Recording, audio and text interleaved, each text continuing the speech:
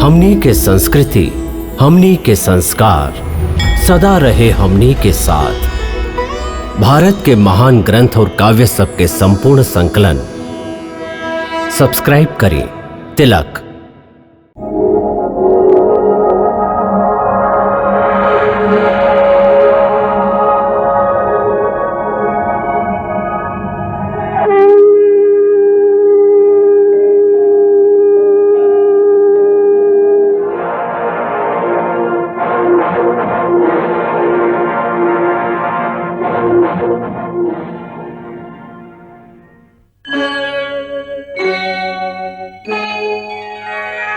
कृष्णा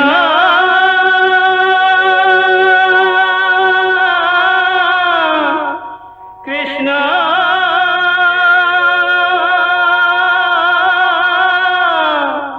हरे कृष्णा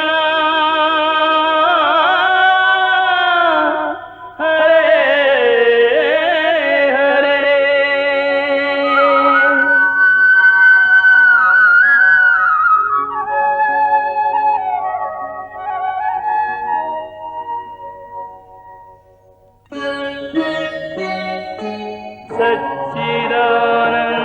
सच्चिदानन्दरूपाय विश्वोत्पत्त्यादिहेतवे तापत्रयविनाशाय श्रीकृष्णाय वयं नमः।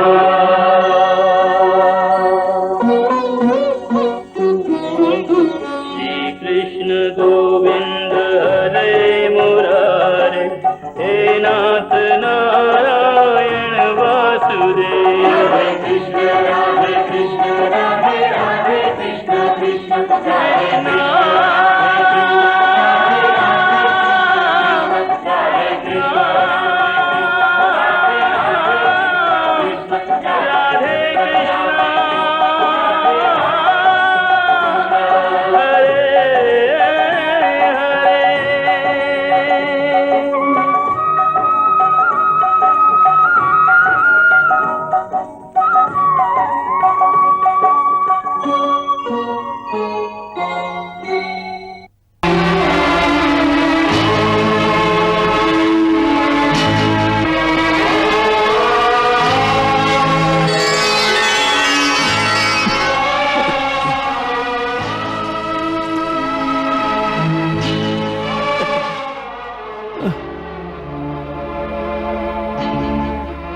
हम मना कैले रही ना कि तेल मत लगावा, काहे लगावा तारू? ई नींद में केकरा से बात कर रहल हई? तो से तो कहत हई कि तेल मत लगावा।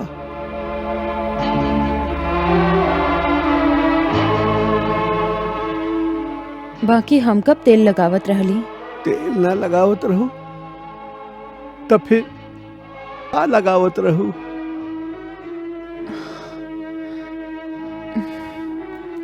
हम तो सुतल रही।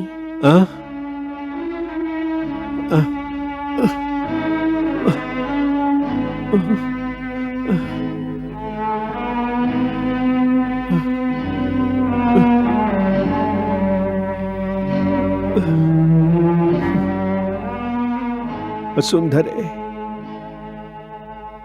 अभी अभी तू हमार घाव पर तेल लगावत रहू। ई देखा तेल के चिकनाहट। हाँ? कहाँ कह रहल हैं आप? चिकनाहट कहवा से आ गई?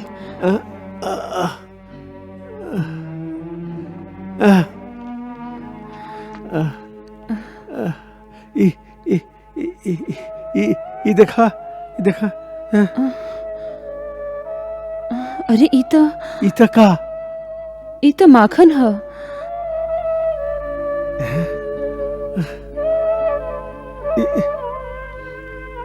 ई कैसन चमत्कार है? ई चमत्कार ना, दिव्य घटना है।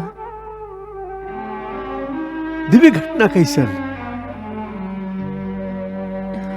ये देखिए, माखन के कटोरी ये अपने आप तो इहवा ना आ सकेला। एकरा केहू लैले हुई। हाँ हाँ ई हाँ हाँ के ले आइल हुई?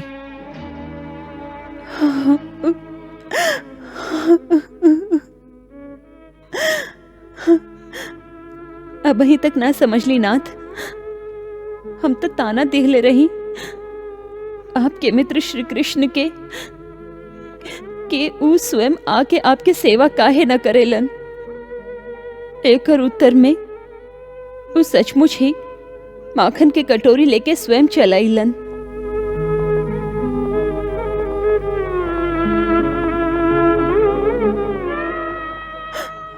हमरा से भूल हो गई, हमरा के क्षमा कर दी ही नाथ। हमरा से पाप हो गई है, हम पापी नहीं।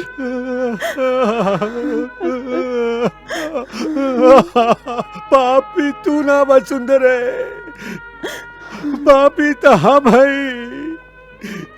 जे अपना हट के कारण आपन स्वामी के आपन प्रभु के यहवा आवे पर विवश कर देली। कितना कष्ट देली हम उनका के। हम पापी हैं, हमके क्षमा कर दी प्रभु, हमके क्षमा कर दी प्रभु, हमके क्षमा कर दी प्रभु, हमके क्षमा कर दी प्रभु, हमके क्षमा कर दी प्रभु, हमके क्षमा कर दी। हमार बात सुनी, हमार बात सुनी, हमार बात सुनी। अब और का सुनी हम? तू हमके पापी बना दिलू। हमके तो कुछ और ही लागता। का लागता तो के? एह में तो हमके प्रभु के एगो संदेश लागता। कैसन संदेश? इहे कि जैसे वो कह रहल होखे कि यदि तू हमरा पास ना आवे के हट करत रहबा तो हमके स्वयं तोहरा पास आवे के पड़ी। उनका स्वयं आवे के पड़ी? हाँ। ना ना प्रभु, तो कहीं आवे के जरूरत नहीं है प्रभु। ना प्रभु, हम स्वयं आए, हम स्वयं आए प्रभु। हमार हट के क्षमा कर दी प्रभु। हम स्वयं आपके चरणन में आए प्रभु। हम स्वयं आपके चरणन में आए प्रभु। हम स्वयं आपके चरणन में आए प्रभु। बधाई होके प्रभु, बधाई होके। वो आ रहल बाड़न। आप इहे चाहत रही ना? लीही, भगवान के जीत हो गई। ये भगवान के जीत ना रुक्मिणी, ये एगो मित्र के जीत है। एगो मित्र पर निस्वार्थ मित्रता के प्रेम की जीत है।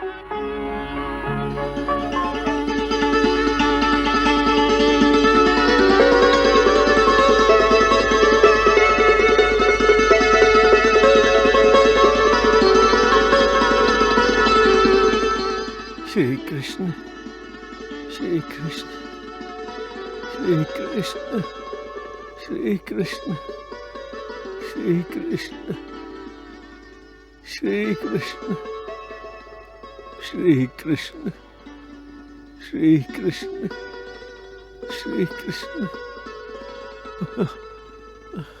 श्री कृष्ण, श्री कृष्ण।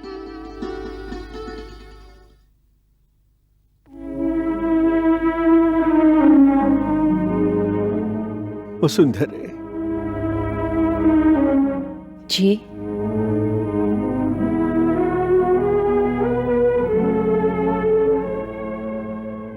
एक बात के संकोच हो रहा था। फिर संकोच? अब कैसन संकोच हो रहल ह? देखा, कौनो मित्र के घरे जात कहल जाला कि खाली हाथ ना जाए के चाहिए, और कुछ ना होके तब 5 सुपारी ही लेके जा। बाकी हमरा पास तो 5 सुपारी बाही ना। वो हमरा से पूछी है कि मित्र, भाभी हमरा खातिर का भेजले हैं? कम से कम चावल के 4 दाना तो पका के जरूर भेजले हुई है।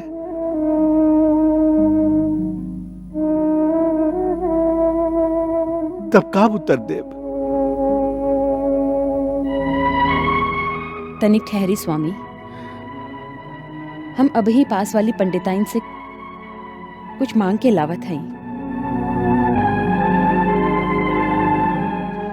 श्री कृष्ण, श्री कृष्ण, श्री कृष्ण, श्री कृष्ण, श्री कृष्ण, श्री कृष्ण, श्री कृष्ण, श्री कृष्ण, श्री कृष्ण।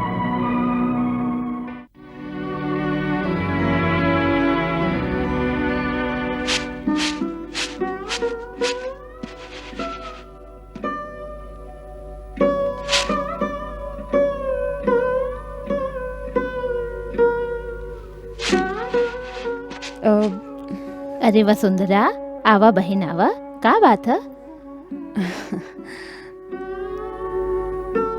सुशीला बहन, थोड़ी का सा चावल मांगे आइल हई।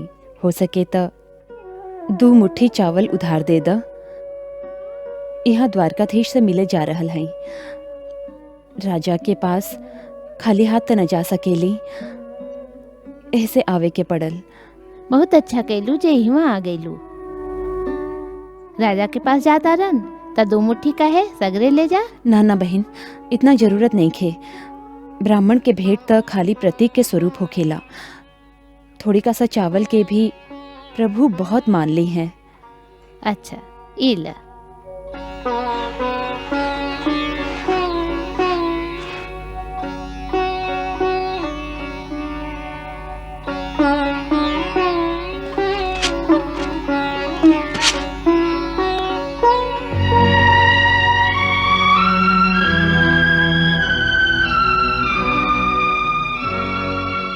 अच्छा बहन। अच्छा।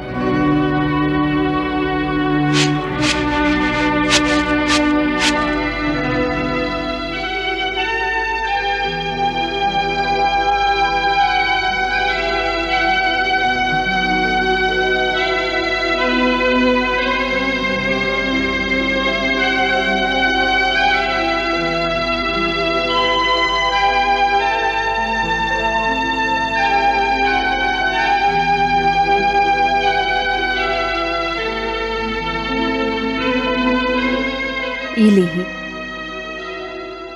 सुशीला से थोड़ी का सा चावल ले आयल हई। हमरा ओरी से प्रभु के इहे भेंट कर दिहब।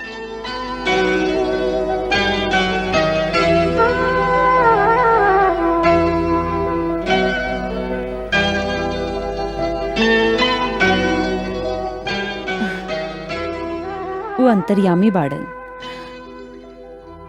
हमार भावना से ही प्रसन्न हो जाई हैं।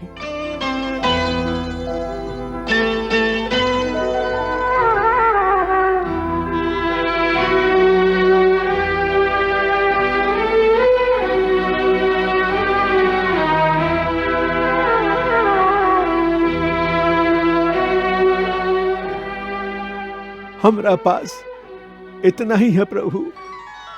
इतना भी बहुत है मित्र। अरे वाह प्रभु, आपके भौजी तो आपके मौज करा देली। अकेले मत खा जाई। सोच रहल है कि लड़खड़ात ब्राह्मण द्वारका तक पहुंची कैसे? का बात है प्रभु, कौनो नया लीला करे के विचार है? मित्र लोग में तो चोहरबाजी होकते रहेला।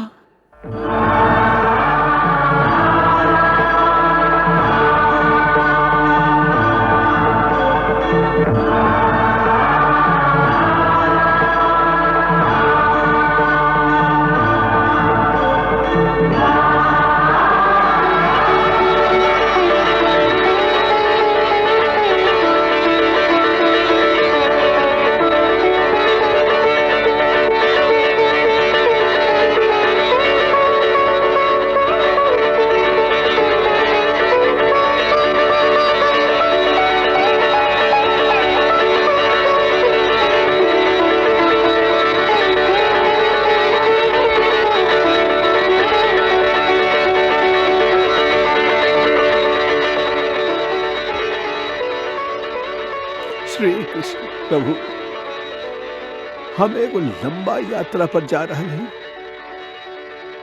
द्वारिका कब पहुंचब, वहां से कब लौटब, कुछ पता नहीं है। ऐसे अपना पीछे हम अपन पत्नी और अपन लइकन के आपके देख रेख में छोड़ के जा रहे हैं। इनकर हर तरह से रक्षा करब प्रभु, और ये आशीर्वाद दी कि हम जब लौट के आई तो इनका और सगरे नगरवासियों के सकुशल देखी।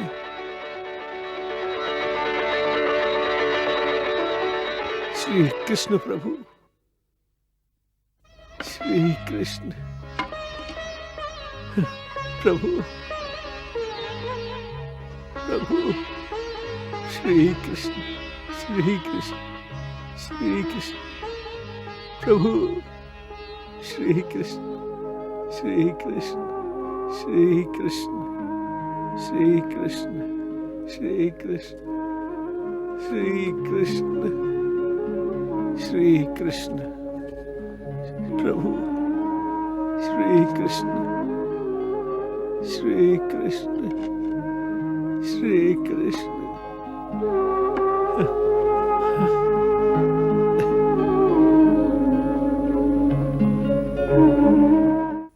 हे देव, हमार पति कठिन यात्रा पर जा रहल हैं। यहाँ के कदम कदम पर रक्षा करब। इनका पास यात्रा खातिर कौनो साधन नहीं खे, पैर में चप्पल नहीं खे, माथा पर पगड़ी नहीं खे। आपन कृपा के छाया यहाँ पर बनैले रखब। ऐसन आशीर्वाद दही प्रभु कि रास्ता में जे भी धूल और कांटा होखे वो यहाँ के चरण से दूर रहे और यहाँ की यात्रा सफल होखे।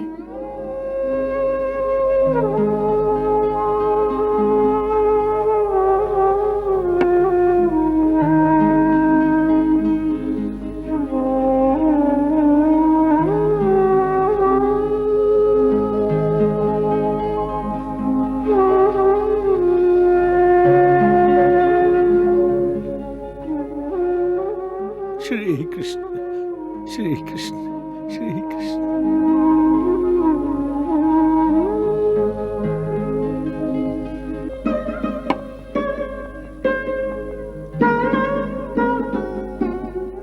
कल्याण होके, कल्याण होके। माई भगवती की कृपा से हम जल्दी ये आपके हसत चेहरा फिर से देखी। सुंदरे, आपन ध्यान रखिया और लेकिन से कहिया हम जल्दी लौट के आइब। आप भी आपन ध्यान रखब और हाँ, कौनो अनजान व्यक्ति के बात में ना आ जाए। हाँ, सुन ले हई, रास्ता में सुनसान जंगल पड़ेला जहवा चोर यात्री लोग के सामान लूटे खातिर घूमत रहेलन। भाग्यवान, हमरा पास से चोर का चुरा की जाई। हमरा पास बाही का चुरावे खातिर एगो भगवान की भक्ति के सिवा भक्ति ही हमार समान हा। भक्ति हमार संपत्ति है। यदि केहू हमार भक्ति के चुरा के ले जाई तो अच्छा वो भक्त बन जाई। श्री कृष्ण श्री कृष्ण। अच्छा, आप अपन ध्यान रखिया, ध्यान रखिया। अब तू जा, लइकन के जागे के समय हो गई है। यदि वो पूछी है तो उनका से कहिया कि हम द्वारिका से उनका खातिर बढ़िया बढ़िया मिठाई लेके आए।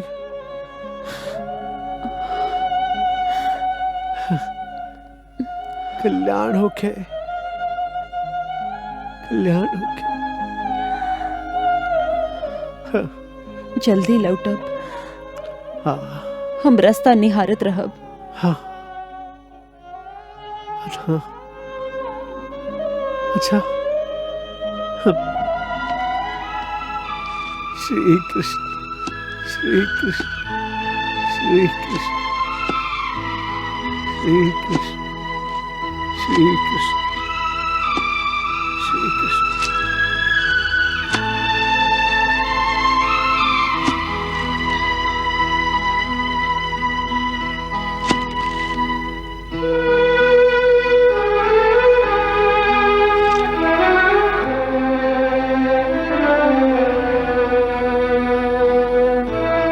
श्री कृष्ण।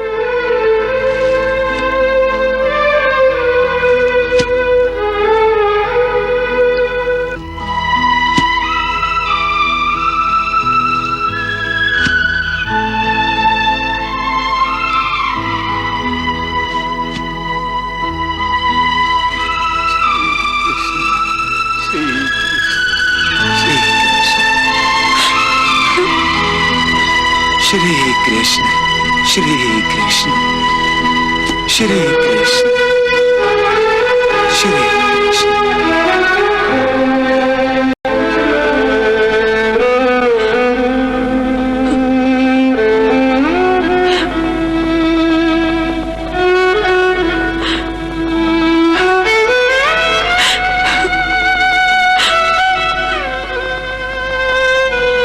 चला सुदामा कृष्ण से मिलन द्वारिका धाम, जहाँ सुदामा के बसे बाल सखा घनश्याम,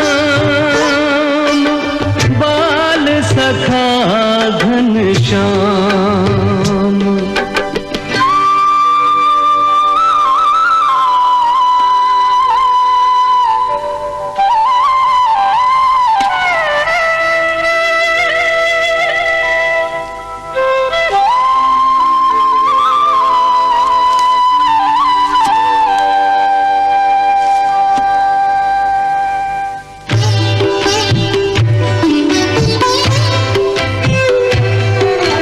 द्वारिकापुरी की ओर प्रथम चरण धरते ही कोलाहल मच गया रे चारों दिशाओं में। तीनों लोक सहम गए अचरज से देख रहे, कौतूहल व्याप्त हुआ सारे देवताओं में। सृष्टि के रचयिता ब्रह्मा जी को चिंता हुई, ऐसी प्यारी सृष्टि हरि देना डाले दान में। कृष्ण ने सुदामा को स्वर्ग दान दे दिया, तो देवता रहेंगे जाके कौन से स्थान में। डर गए कुबेर पंच मेरु डगमगाने लगे, इंद्र का न चित्त लगे नृत्य और गान में। मित्र से मिलेगा मित्र, भक्त से मिलेंगे प्रभु, जाने क्या लुटा दे नाथ मित्र के सम्मान में।